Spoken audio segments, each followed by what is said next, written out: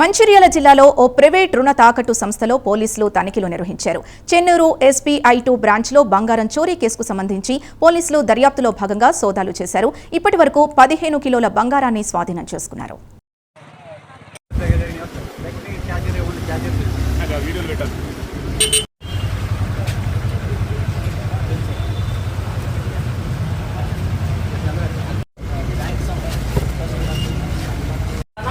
ఇప్పుడు చేస్తాను మా పైసలు మీరు ఇస్తారా అంటే చెప్పు.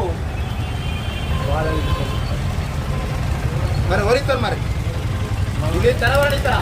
ఇప్పుడేమో లోపల కూడా కస్టమర్లు రా అని చెప్తారు, ఇప్పుడేమో గిట్ట చేస్తారా? జిరాక్స్ మీ మనుషులమే